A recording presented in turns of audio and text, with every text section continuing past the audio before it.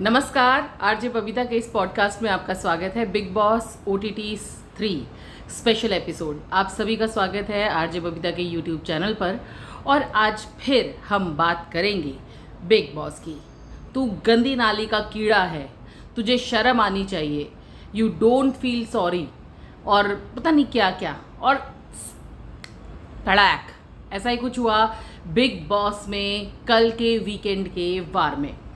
लेकिन एक चीज़ मुझे बड़ी अजीब लगी कि विशाल अपने आप को डिफेंड कर रहा था। देखिए, यहाँ पर वीडियो स्टार्ट करने से पहले मैं आपको ये बता दूँ कि मैं किसी को सपोर्ट नहीं करने वाली हूँ, क्योंकि मेरे सभी फेवरेट हैं, क्योंकि मैं बिग बॉस को फॉलो करती हूँ और मुझे पसंद है बिग बॉस। बट यहाँ पर विशाल गलत नज़रों से देखता है कृतिका को, ये तो शॉर्ट है। क्योंकि जब विशाल ने ये बोला था कि कृतिका भाभी मुझे पसंद है, आई एम फीलिंग गिल्टी, पहले यही वर्ड आया था। उसके बाद आया था कृतिका भाभी मुझे पसंद है, कटारिया के कान में उन्होंने बोला था। और जिस तरीके से बोला था, जिस तरीके से देख के बोला था, हर लड़की एक मेल की नज़रों को पहचानती है। 100% उसके दिमाग में कुछ तो गलत है कृतिका को लेकर के। और वो पहले भी बोल चुका है, कृतिका भाभी मेरी फेवरेट हैं। तो यहाँ पर अगर अरमान ने एक थप्पड़ लप्पड़ लगा दिया तो कोई गलत बात है नहीं, लेकिन अरमान ने भी टाइम लिया। तो यहाँ पर बिग बॉस OTT 3 में हुई हिंसा, लेकिन घर वालों ने किया उसका सपोर्ट। ये तो बहुत क्लियर दिखा हम लोगों को। अब चूंकि वो एक स्पेशल केस था, यहाँ पर विशाल ने उनकी वाइफ कृतिका को, अरमान मलिक की वाइफ कृतिका को कुछ ऐसा बोला जो कि उनको नहीं बोलना चाहिए था। अगर वो गिल्टी नहीं थे, अगर वो बिल्कुल सही थे, तो उनको ये बोलने की ज़रूरत नहीं थी कि वो गिल्टी फील कर रहे हैं, है ना। तो सब कुछ सही रहता। लेकिन जो वर्ड उन्होंने बोला और जिस तरीके से कटारिया के कान में बोला और जिस तरीके से बोला, उसके बाद जो उनकी कनिंग वाली हंसी थी, उसको देखकर साफ पता चल रहा था कि उनकी इंटेंशन गलत थी। यहाँ पर कटारिया भी समझ रहा था। तभी लवकेश कटारिया ने उनको बोला कि अबे तू पागल है क्या, वो भाभी है। उसके बावजूद भी उनका कृतिका को देखना और वो मुस्कुराना जारी रहा। अब यहाँ पर बात करते हैं, मैंने ये बात तो कर ली आपसे, क्योंकि भाई अभी हॉट टॉपिक यही है कि भैया अरमान मलिक ने विशाल को मारा एक थप्पड़। अब विशाल सॉरी भी बोल रहा है, अपने आप को डिफेंड भी कर रहा है, बहुत सारी चीज़ें यहाँ पर चल रही हैं। लेकिन विशाल का टेक जो था ना, अपने लिए जो स्टैंड था, वो बिल्कुल भी सही नहीं था। अगर वो लवकेश से उम्मीद कर रहा है, किसी और से उम्मीद कर रहा है, तो सबसे पहले तो उसको अपने आप से ही उम्मीद करनी चाहिए अपने आप को डिफेंड करने के लिए। एनीवेज, पहले मैं अनिल कपूर जी की भी बात कर लेती हूँ। मुझे लगता है अनिल कपूर साहब को फीड किया गया है बिग बॉस के ज़रिए कि आप थोड़ा सा थोड़ा हंसी मजाक मत करिए, थोड़ा जॉली मत रहिए, थोड़ा सा फर्म रहिए, जैसे मिस्टर सलमान खान की प्रेजेंस लगती है दबंग भाई की तरह। तो अब की बार अनिल कपूर साहब ने पूरी कोशिश की है कि वो उस तरीके से रहें, उस तरीके से फर्म रहें, थोड़ा सा डिग्निटी के साथ रहें, जैसे कि सलमान खान साहब रहते हैं। तो हो सकता है आने वाले टाइम में हम को मिस्टर अनिल कपूर को देखने की भी आदत पड़ जाए वीकेंड के वार में। लेकिन अभी फ़िलहाल तो मैं सलमान खान साहब को, मैं पर्सनली बोल रही हूँ कि मैं सलमान खान साहब को बहुत ज़्यादा मिस कर रही हूँ, क्योंकि उनके आने से ना बिग बॉस की चीज़ें ही चेंज हो जाती हैं। अगर कल के एपिसोड में मिस्टर सलमान खान होते तो ये एपिसोड बवाल जाता, ये तो मैं डेफिनेटली गारंटी के साथ बोल सकती हूँ। आप इस बारे में क्या कहना चाहते हैं वो मुझे कमेंट बॉक्स में कमेंट करके बताएं। अब मैं वापस आती हूँ विशाल के ऊपर। विशाल जिस तरीके से सॉरी बोल रहे थे, जिस तरीके से ये बोल रहे थे कि मेरी वो मीनिंग नहीं थी, मैंने उस सेंस से नहीं बोला, मेरी बिल्कुल भी गलत इंटेंशन नहीं थी, तो वो सॉरी क्यों बोल रहे थे, ये बात बिल्कुल सही है। उन्होंने गिल्टी क्यों बोला कि आई एम फीलिंग गिल्टी, ये क्यों बोला उन्होंने, तो ये चीज़ तो गलत है। और ये जान रहे थे कि वो ऑन स्क्रीन कैसा आएगा, और ये विशाल को पता होना चाहिए कि वहाँ पे 200 कैमरे लगे हैं, और अगर बिग बॉस को कोई भी ऐसा चटपटा मसाला मिलता है तो वो उसको ऑन एयर करने से पहले एक बार भी नहीं सोचेंगे। और बिग बॉस ने वैसा ही किया। मैंने आपको पिछले वीडियो में बोला भी था कि भैया बहुत बवाल होने वाला है, लोड़े लगने वाले हैं विशाल के, जो कि लगे अब की बार लोड़े। विशाल बहुत बुरी तरीके से विशाल को ट्रीट किया है अरमान मलिक ने, करना भी चाहिए था, क्योंकि उनकी वाइफ के लिए उन्होंने जिस तरीके से बोला था। लेकिन बिग बॉस में जो हिंसा हुई, अरमान ने जो विशाल को थप्पड़ मारा, ये गलत था। यहाँ पर विशाल को अपने लिए स्टैंड लेना चाहिए था, उसको बिग बॉस से बोलना चाहिए था या तो इनको बाहर निकालो, नहीं तो वो खुद बाहर आ जाते अगर वो गलत नहीं थे तो। लेकिन उन्होंने ऐसा कुछ भी नहीं किया, वो भाई भाई करते रहे। एंड तक वो ये भी बोल रहे थे कि आपने मुझे थप्पड़ मारा, मुझे इस बात का बिल्कुल भी बुरा नहीं लगा, मैंने कृतिका भाभी को भी जाके सॉरी बोल दिया। मतलब सब चीज़ें थी। अब चाहे वो ये लगा लो कि विशाल अभी फ़िलहाल अपने करियर पर फोकस कर रहे हैं, उनके लिए उनकी सेल्फ रिस्पेक्ट, उनकी इज्जत ऑन स्क्रीन कैसा जा रहा है, नेशनल टेलीविज़न पर उनका कैरेक्टर, उनको इस चीज़ से कोई लेना देना नहीं है। अब ठीक है, विशाल की बात हो गई, वो गलत थे, ये साफ है। और अरमान मलिक का जो गुस्सा था वो भी बिल्कुल सही है। लेकिन यहाँ पर अरमान मलिक को लेकर जो लोग बात कर रहे हैं कि दो बीवियों के साथ जो वो बिग बॉस में आए हैं, बिल्कुल गलत संदेश जाता है, ये बिल्कुल सही है। यहाँ पर अरमान मलिक की जो वाइफ है, पहली वाइफ है पायल मलिक, वो बाहर आकर रो रही हैं। कुछ तो मुझे ड्रामा लग रहा है, सीरियसली मैं बताऊं तो। यहाँ पर ठीक है, आप मरने की कगार पे थे, ये वो, लेकिन यार यहाँ पर गलत मैसेज तो जाता ही है। अब जो लोग दबी नज़रों से या दबे हुए थे इस चीज़ को लेके, वो उभर के आएंगे। और अब क्या लोग दो क्या चार शादियाँ भी कर लेंगे इस तरीके से तो। और कहीं ना कहीं एक फीमेल को ही कॉम्प्रोमाइज़ करना पड़ेगा। एक फीमेल के 2 पति 3 पति 4 पति आपने नहीं सुने होंगे, लेकिन एक मेल के सुने हैं। तो यहाँ पर गलत संदेश तो जाता ही है।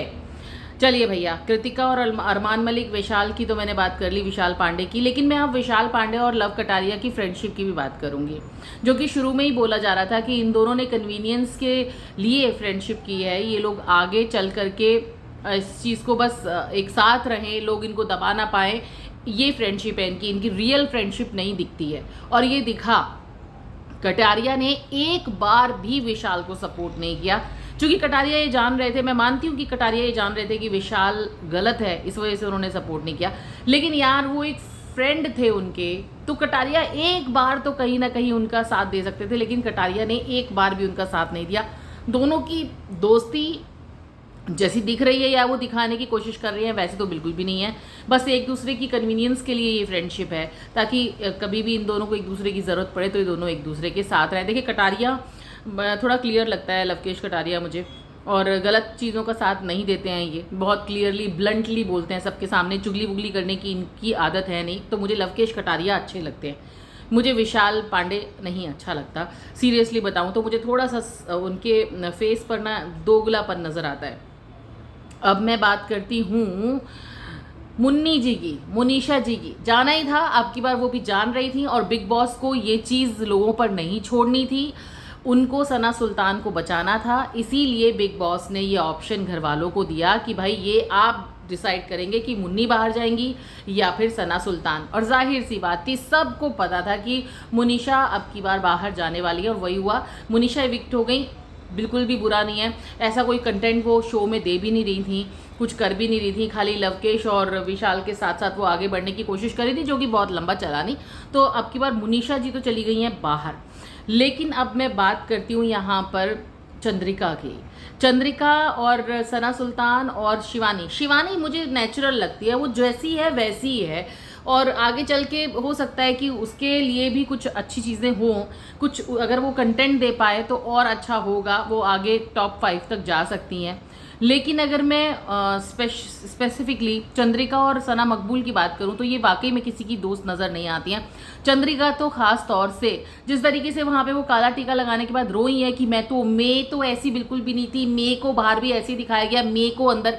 यार जो आप हैं वही पर्सनैलिटी आपके अंदर भी दिख रही है, आप जैसा कर रहे हैं वैसा ही दिख रहा है। हाँ, वो हम मानते हैं कि बिग बॉस ने कुछ ना कुछ चीज़ें इधर आगे पीछे की हैं, लेकिन आप किसी की सगी है नहीं है। आप हर जगह जाके हर किसी की कुछ अपने हिसाब से बिचिंग करती हैं, जो आपके साथ नहीं होता फिर आपकी फ़ौरन बिचिंग शुरू हो जाती है। तो यहाँ पर ये बिल्कुल सही था कि चंद्रिका को ये बताना कि आपकी जो हरकतें हैं, आप जो अच्छा बनने की कोशिश करती हैं वैसा आप है नहीं, सबको पता है कि क्या चल रहा है। अब इस बीच में रूल ब्रेक जो था वो तो हुआ है बिग बॉस का, लेकिन बिग बॉस ने बड़ी कन्वीनियंटली घर वालों के ऊपर सब चीज़ें छोड़ दी कि भाई देखो, अब तुम डिसाइड करो कि ये रूल ब्रेक हुआ है, अरमान मलिक को बाहर जाना है कि नहीं जाना है। उन्होंने एक स्पेशल केस भी लगा दिया, यहाँ पर सब कुछ लगा दिया, और बिग बॉस यहाँ पर फिर से खेल गए। घर वालों के कंधों पे रख के बंदूक उन्होंने चलाई है। भाई रूल ब्रेक तो हुआ है, घर में हिंसा तो नहीं होनी चाहिए। अरमान ने आज विशाल पर हाथ उठाया है, कल को वो ऐसे ही विक्टिम कार्ड खेलकर किसी और पर भी हाथ उठा सकते हैं, जो कि रॉन्ग है।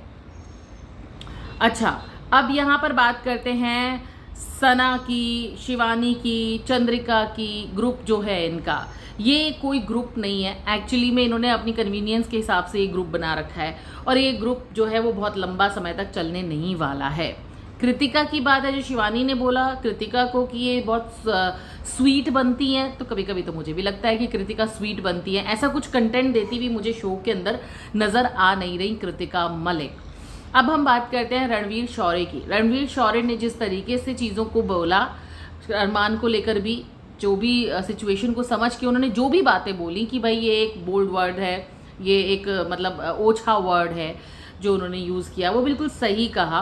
और कहीं ना कहीं जो घर वालों का ये डिसीजन था कि भाई ये स्पेशल केस में आना चाहिए, ठीक था, लेकिन हिंसा नहीं होनी चाहिए थी। रणवीर शौर्य, अभी तक मुझे रणवीर शौर्य जो हैं वो टॉप 3 में दिखते हैं। समझदार इंसान है, अपनी बात के लिए आवाज़ भी उठाते हैं, कभी कभी थोड़ा अनोइंग हो जाते हैं, थोड़ा चिढ़ जाते हैं, लेकिन फिर भी बहुत अच्छे हैं।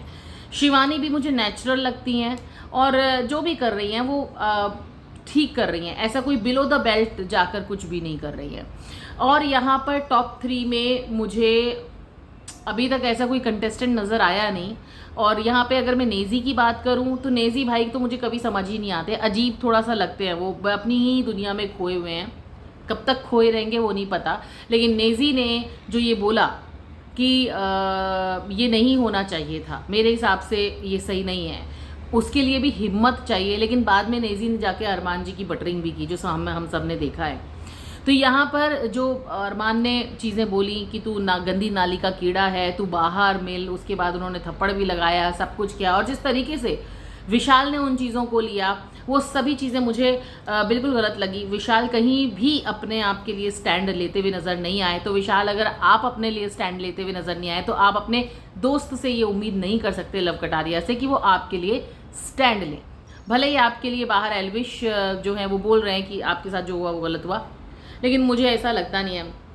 तो आगे मेरे हिसाब से अभी के जो कंटेस्टेंट्स हैं उनमें से रणवीर शौर्य, क्या कहते हैं, अपनी शिवानी, और इसके अलावा मुझे थोड़ा सा डिसेंट पर्सनैलिटी लगते हैं साईं केतन राव, मुझे अच्छे लगते हैं वो, और बड़ी पॉजिटिव सी वाइब आती है। बाकी आगे देखते हैं कि कौन आगे जाएगा और किसकी वाइल्ड कार्ड एंट्री होगी।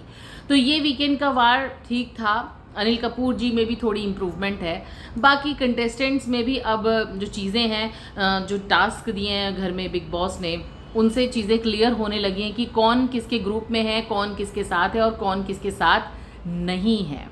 आगे आने वाले टाइम में बिग बॉस में और धमाके होने वाले हैं और वही धमाकेदार एपिसोड्स के बारे में मैं आपसे बातचीत करती रहूँगी। अगर आपको मेरे ये पॉडकास्ट पसंद आते हैं तो मेरे यूट्यूब चैनल को सब्सक्राइब करना बिल्कुल मत भूलिएगा, और अगर मेरे फेसबुक पेज पर आप मुझे देख रहे हैं तो उसको भी फॉलो कर लीजिएगा। Bye bye.